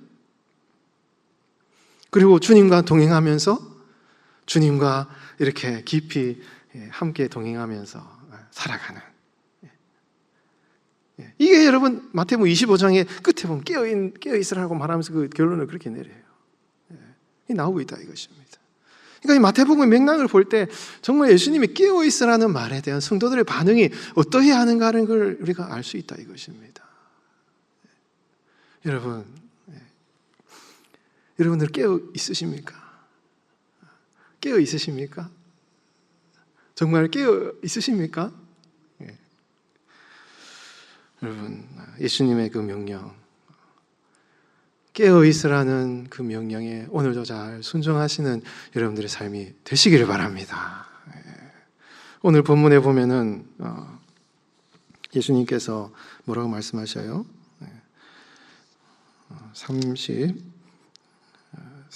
36절에 보면 그러나 그날과 그 때는 아무도 모르나니 하늘의 천사들도 아들도 모르고 오직 아버지 마시느니라. 그러니까 예수님이 다시 오시는 때는 아무도 모른다 이거예요. 그러니까 모르는 게 좋은 것입니다. 재림의 시기는 중요한 게 아니라 이거예요. 예수님의 이 종말 설교의 내용은 재림에 대해서, 종말에 대해서 얘기하면서 항상 그 종말은 때와 시기가 중요한 것이 아니라 거기에 관련된 성도들의 윤리적인 요청에 대해서 계속 얘기를 하셔요. 분명히 재림하시기 때문에 그 재림의 사실을 기억하고 그 사실을 알면 그 사실에 따라서 어떻게 살아가야 될 것인가에서 성경이 계속 강조하고 있는 것입니다. 사람들은 그 앞에 나오는 재림의 때가 언제인가에 대해서 굉장히 관심을 많이 가지고 있는 것이죠. 이게 잘못됐다 이게. 이건 사람이 무슨 얘기를 하면 뭐 언제 그게 중요하게 생각해서 사람이 인지상정이 할 수 없는, 그러나 그게 그렇게 관심 가지면 안 된다고 말씀하는 것입니다. 그거는 제초더라. 이런 본문에 보면은 아들도 모르고라는 표현이 나오잖아요. 이게 여러분 예수님도 모른다는 표현인데 신약 성경의 초대교회 그 사본들을 살펴보면 이 구절을 뺀 사본들이 꽤 있습니다. 그러니까 예수님의 재림의 시기를 하나님의 아들이신 예수님이 모른다? 이거는 좀 문제가 있다 싶어서 아마 필사자들이 이거를 뺀 사본들이 있다 이것이에요. 그러나 아주 이게 훌륭한 잘 이렇게 보존된 사본들은 이거를 분명히 넣고 있습니다. 아들도 모른다는 표현을 넣고 있어요. 왜냐? 예수님은 하나님의 아들이시면서도 그 재림의 시기를 모르는 것이 좋다라고 하십니다. 오히려 그게 예수님의 케노시스, 자기 비하의 본질이라고 보는 것입니다. 그러니까 예수님도 언제 오시는가를 모르는 것이 좋다라고 판단한 것이죠. 그만큼 예수님도, 하나님의 아들인 예수님도 그 재림 시기를 모른다는 것은, 이 모르는 것이 너무너무 성도들에게 중요하고 몰라야지 성도들은 좋다는 것을 얘기하고 있는 것이죠. 그래야 깨어 있을 수 있다 이것이에요. 그래서 예수님은 모른다라고 얘기를 하고 재림의 시기에 대해서는 절대 그를 하지 마라. 왜? 오늘날 교회 역사에서 이 재림의 시기를 갖다 딱 정해놓고 얘기함으로 얼마나 많은 사람들이 망하고 참 이게 안 좋은 일이 많이 일어났잖아요. 언제 재림한다는 얘기를 함으로써 이게 사람들에게 얼마나 파괴적인 영향을 주는지를 오늘 교회에서는 잘 증명해주고 있기 때문에 언제 온다 이거 절대 얘기하지 마라 이거예요. 여러분. 성도들의 삶에 굉장히 이건 안 좋은 것이다 얘기하고 있다 이것입니다. 그 재림의 시기는 절대 얘기하지 말고 깨어있으라고 말씀하시면서 이 38절 39절 말씀에 뭐라고 말씀합니까? 인자의 임함을 노아의 때에 비유를 하면서 방주에 들어간 날까지 사람들이 먹고 마시고 장가들고 시집가고, 이게 여러분 분사가 계속 4가지가 계속되면서 먹고 마시고 장가들고 시집가고, 일상의 삶을, 분사 형태가 나오면서 일상의 삶을 계속 살아가는 사람들, 일상에 파묻혀서 살아가는 사람들이 살아가기 때문에 이 종말에 대한 감각을 완전히 잃어버린 거예요. 그리고 40절에 보면 그때 두 사람이 밭에 있음에, 41절에는 맷돌, 이제 방앗간을 말하는 것이거든요. 밭에 있는 사람은 남자를 말합니다. 41절에 방앗간에 있는 거 여자를 말해요. 남자들은 밭에 가서 열심히 일을 하고, 여자들은 남자가 주수연 그걸 갖다 방앗간에 가서 찧어서 곡식을 만들고, 이게 뭘, 사람들이 생업에 빠져 있는 거예요. 생업에 빠져 있는 것입니다. 먹고 사는 게 힘드니, 삶이 어려우니까 거기에 그냥 푹 빠져서 예수님이 다시 오시는 그 재림에 대한 영적 감각을 잃어버리고 살아가는 그 사람들을 얘기하면서, 노아 시대뿐만 아니라 예수님 당시도 그랬고 오늘날도 여전히 사람들은 일상을 살아가면서 깨어 있어야 되는 그 명령 앞에서 감각이 둔해져 버린 상태로 사람들이 살아가면서, 어떤 사람은 하나님이 다 구원하셔서 택하시는데, 여러분 마태복음이 이 극단적인 이 선택의 한 부류는 영벌에 한 부류는 영생을 얘기하는 것인데, 분명히 성경이 이걸 얘기하거든요. 어떤 사람은 하나님이 택하여서 천국으로 불러가는데 어떤 사람은 버림을 받는다. 이게 성경이 이렇게 얘기하고 있는 것입니다. 이게 얼마나 두려운 얘기인 것입니까?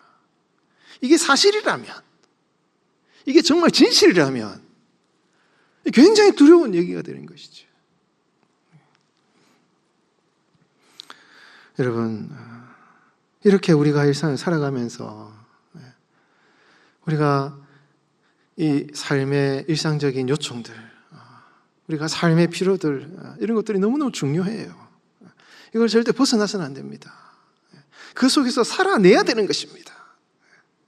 그러나 그 삶을 살아가면서, 일상을 살아가면서도 일상을 포기해서는 안 되는 것이거든요. 그 어떤 일상과 영원한 것에 대한 그 긴장감 속에 살아갈 것을 성경이 아주 이렇게 여러분 강조하고 있는 것입니다. 일상을 살아가면서도 하나님이, 예수님이 재림하시는 그 사실에 대해서 깨어있는 이 감각, 이 영적인 이 민감성을 버리지 말아야 된다는 이 아주 이 영적인 긴장감을 표현을 하고 있는 것입니다. 사랑하는 우리 성도 여러분, 오늘도 깨어있는 삶을 살아가시기 바랍니다. 하나님이 오늘도 여러분들에게 맡기신 사명이 무엇인지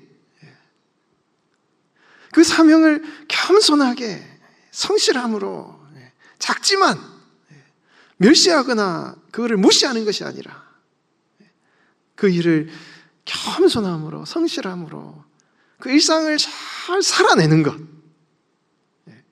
그것이 하나님이 주신 사명이라고 알고 그걸 잘 살아내는 것,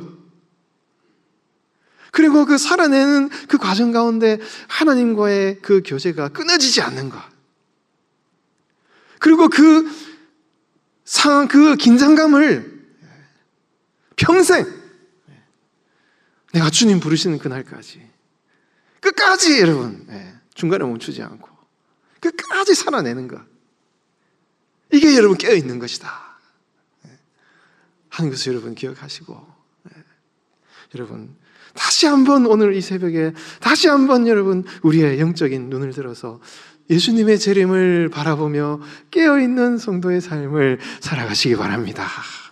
그래서 여러분 나중에 장차 우리 예수님 이 재림하셔서 구름 타고 여러분 재림하실 때, 여러분 한 분 한 분 만나셨을 때, 그래 참 수고 많았다, 여러분들을 품에 다 안으시면서 그래 수고 많았다, 이게 여러분 역사적 진실이에요. 그렇게 여러분들을 주님의 사랑의 품으로 품으시는 그런 때를 소망하며 살아가시는 여러분 다 되시기를 주님의 이름으로 축원드리겠습니다. 기도하겠습니다. 하나님 아버지, 오늘도 우리의 삶이 깨어있는 삶이 되길 원합니다. 주님, 정말 세상 사람들은 극단적으로 정말 일상을 포기하고 주님의 종말을 기다리는 사람들이 있는가 하면, 어떤 사람들은 정말 일상에 파묻혀서 정말 먹고 사는 문제에 너무너무 파묻혀서 예수님의 재림을 망각하고 살아가는 사람들도 있습니다.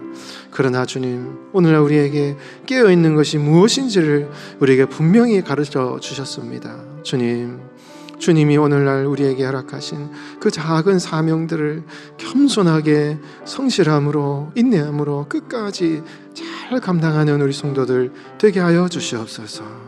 지극히 작은 자 하나에게 한 것이 곧 나에게 한 것이라는 주님의 말씀대로 주님이 우리에게 각자에게 맡겨주신 달란트, 그것이 크든지 작든지 그 사명들을 잘 성실함으로 감당하며 주님과 날마다 동행하는 오늘 하루의 삶을 살게 하여 주시옵소서. 그 일이 힘들고 어려워도 포기하지 않고 주님 다시 재림하시는 그날까지, 우리의 인생이 마치는 그 순간까지 우리가 끝까지 잘 감당해 나아가는 우리 성도들 되게 하여 주시옵소서. 주님, 이 새벽에 주님 앞에 기도하기에 나온 우리 모든 성도들, 주님 한 분 한 분 위에 주님 성령께서 위로하여 주시고 그 삶을 품에 안아주시며 다시 한번 힘과 용기를 얻어서 오늘도 주님 영광 위에 살아가는 우리 모든 성도들 될 수 있도록 은혜 위에 은혜를 더하시고 상처난 심령, 고통당하는 영혼, 그 상한 몸과 심령을 주님의 사랑의 손길로 어루만지시고 치유하시고 회복시켜 주시옵소서.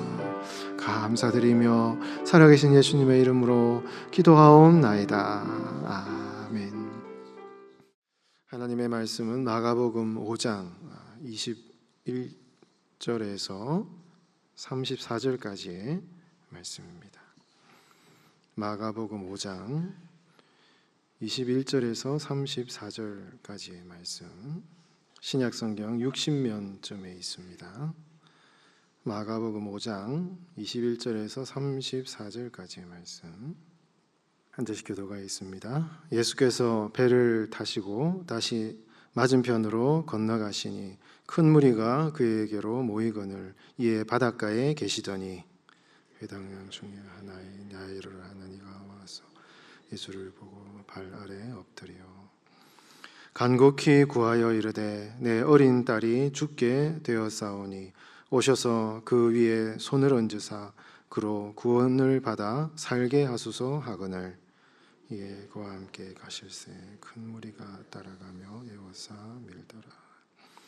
12해를 혈루증으로 알아온 한 여자가 있어 많은 의사에게 많은 괴로움을 받았고 가진 것도 다 허비하였을 때 아무 효험이 없고 도리어 더 중하여졌던 차에 예수의 소문을 듣고 무리 가운데 끼어 뒤로 와서 그의 옷에 손을 대니 이는 내가 그의 옷에만 손을 대어도 구원을 받으리라 생각함이로라.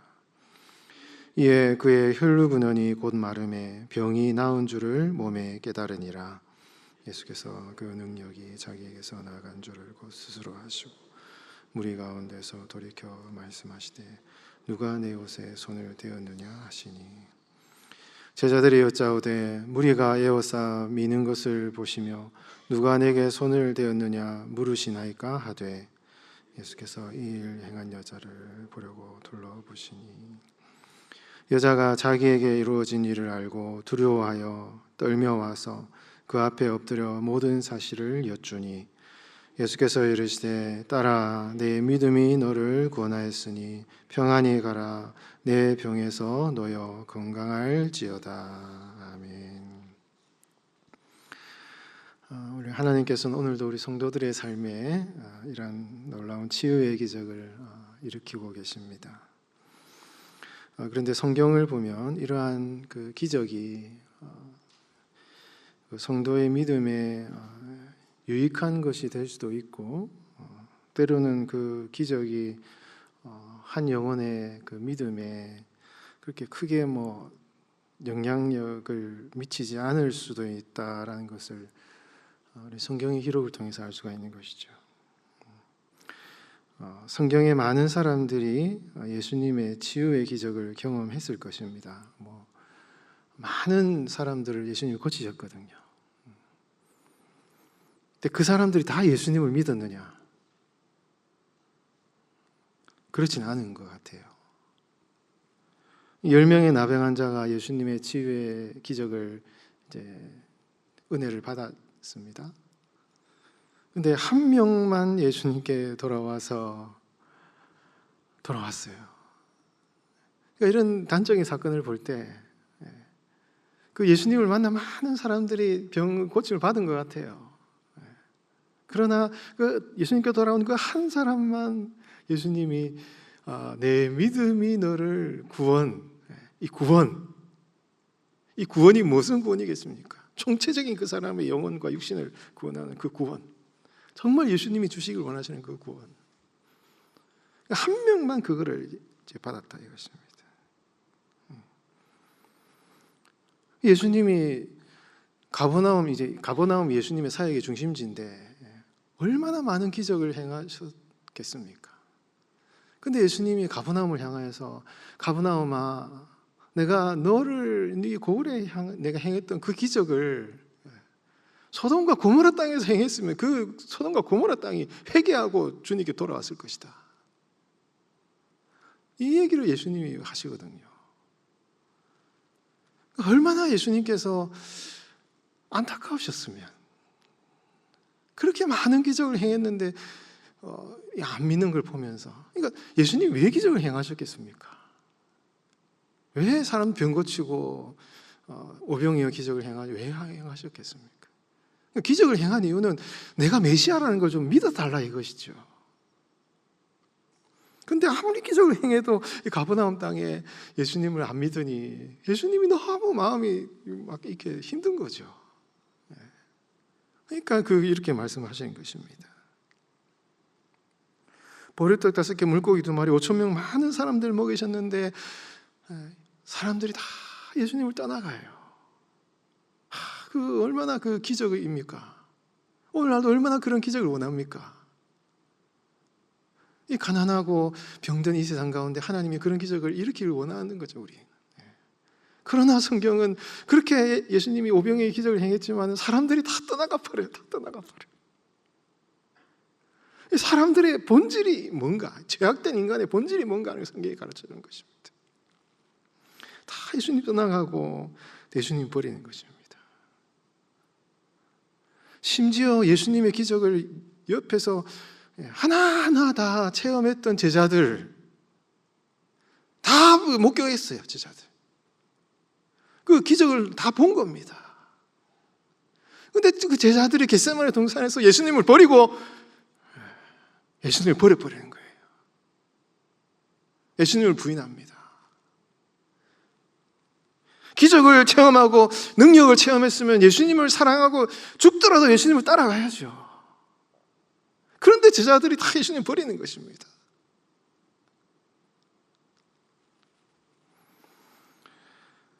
그 갈릴리에서 예수님의 기적을 체험했던 그 유대인들이 여러분 예수님이 십자가에 못 박힐 때 예수님을 바라바 대신 예수님을 못 박으라라고 얘기한 사람들이 다 그 사람들이에요. 여러분 그 사람들이에요.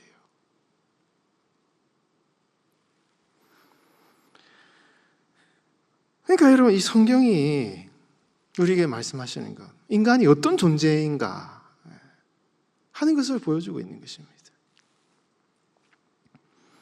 우리는 기적을 원하고 초자연적인 어떤 기적을 원할 수 있지만 그러나 그게 우리의 믿음을 강하게 만들지 못해요.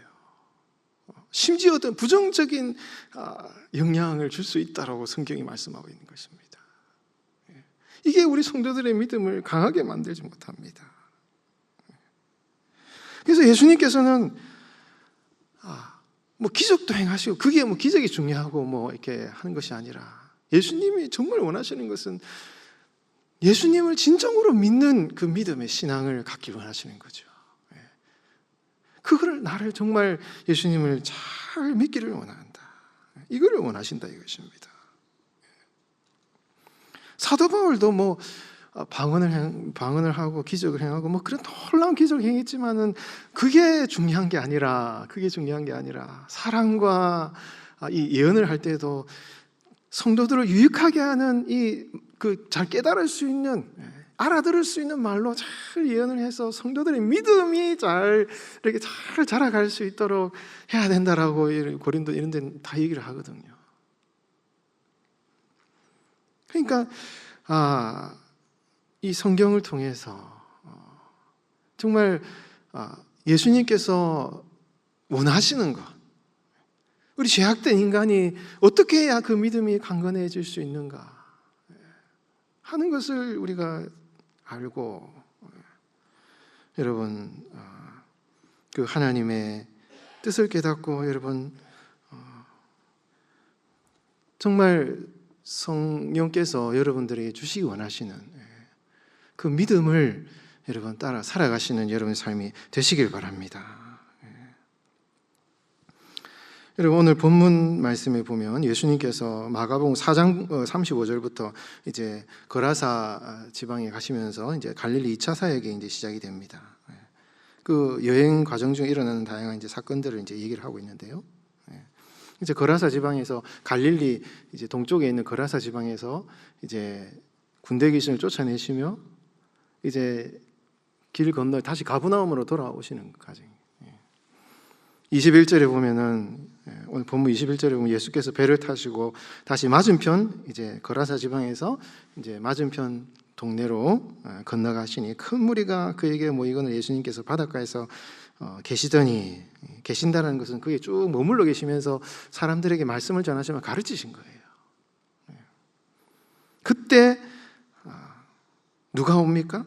22절에 보면 누가 와요? 회당장 중에 한 사람인 누구? 야이로. 이게 여러분 이 메시지를 확인해요. 이 성경이 지금 뭐를 얘기하느냐. 회당장이란 말은 유대인 종교 그 당시 회당 중심의 신앙생활이거든요. 오늘날 교회로 말하면 목회자나 장로님 한 사이에 정도 있는 목회자적인 예배 인도하고 토라를 읽는 그런 순서를 정하고 이렇게 누가 토라를 읽을 것인가 해석할 것인가 이런 것들 정하면서 회당의 질서를 이제 잡는 이런 사람이거든요. 그러면 그런 사람들을 아무나 뽑겠습니까? 아무나 안 뽑아요. 아주 유대교 신앙에 이제 잘 정통한 사람을 그 사람을 세우는 거예요. 이 사람은 참 유대교 우리 신앙에 훌륭한 사람이라고 인정하고 그 사람을 딱 세우는 거예요. 회당장을 세우는 것입니다. 그런데 이 회당장이라는 사람이 예수님을 찾아왔다 이거예요. 여러분 이 사건을 통해서 우리가 알 수 있는 것은 어떻게 하면 어떠한 이 믿음의 조건들이 예수님의 치유의 기적을 일으키시느냐에 대한 그것을 묵상하는 게 중요한 게 아니에요. 여러분 어떻게 하면 예수님이 병을 고치시는가?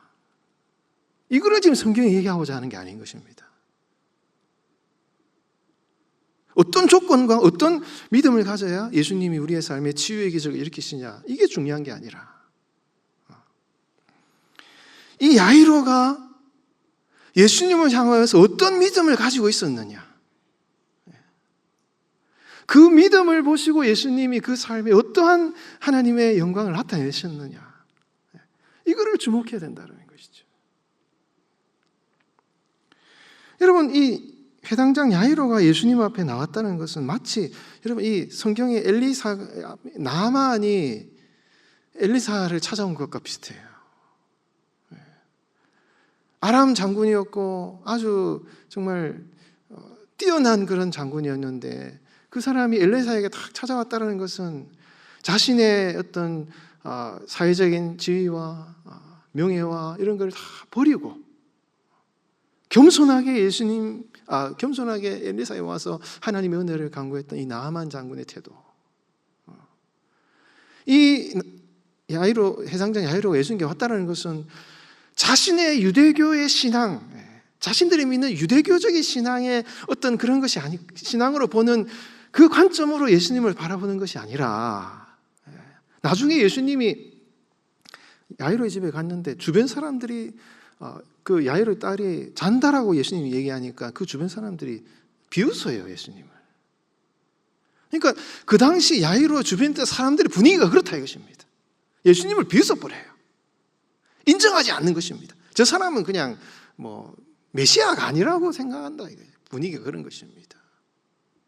그런데 이 회당장 야이로가 예수님의 발 앞에 딱 무릎을 꿇었다는 이 사실은 그 당시에 자신들의 이 회당 야이로가 살아갔던 주변 사람들의 어떤 예수님을 바라보는 그 관점을 넘어서서 진짜 예수님이 메시아라는 사실을 이 야이로가 겸손하게 받아들였다는 것을 얘기하는 것이죠.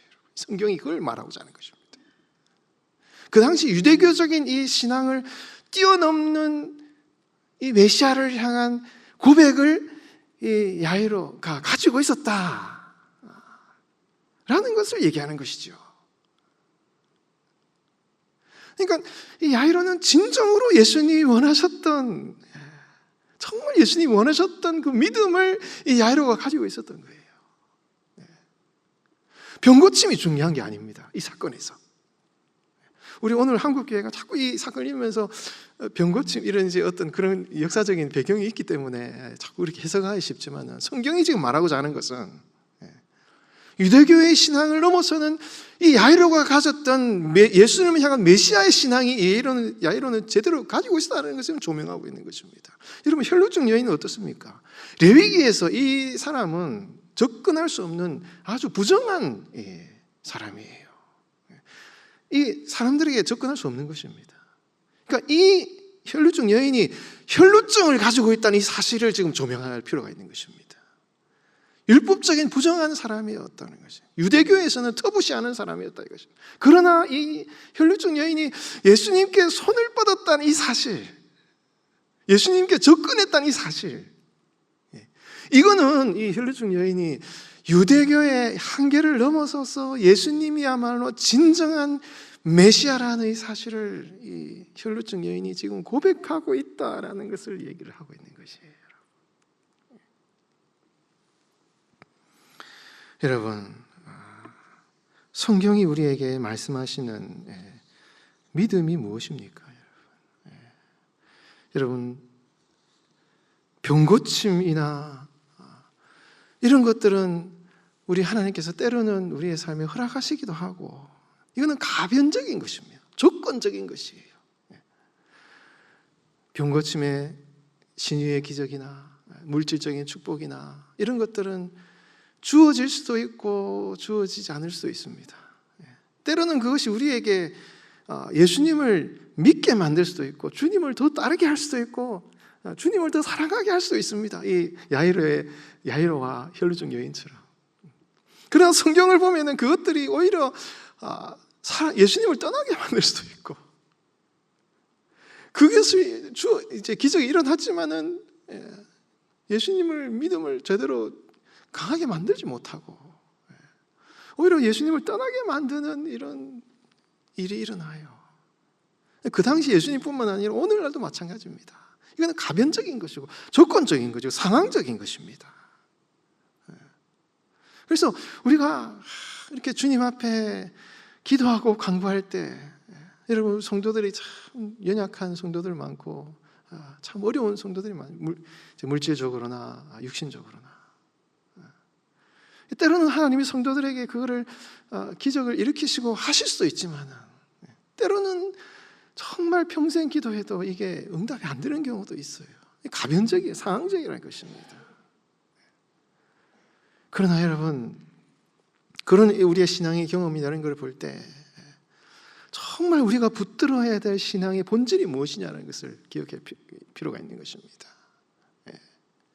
우리의 어떤 이런 상황들은 하나님이 주실 수도 있고 안 주실 수도 있지만, 그러나 우리는 그 여러 가지 그런 우리의 신앙을 흔드는 조건적인, 상황적인, 부정적인 우리의 믿음을 흔드는 그런 여러 가지 상황들 속에서도 야이로가 회당장이면서도 예수님을 찾아오기까지, 예수님의 발 앞에 무릎을 꿇기까지 그가 가졌던 그 신앙,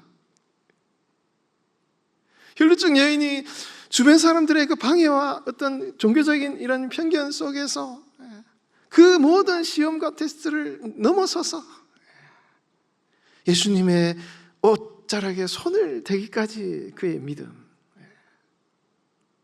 오늘 성도들로 말하면 정말 우리의 상황이 어렵고 힘들어서 정말 예수님을, 살아계신 예수님의 그 신앙을 지켜나가는 것이 참 믿음의 도전을 받는 이런 상황 속에서도 예수님만이 진정한 나의 믿음의 대상이시요, 주님만이 내 인생의 유일한 소망이십니다라는 그 믿음과 확신을 붙들고 주님께로 더 가까이 나아가려는 우리 성도들의 이 믿음,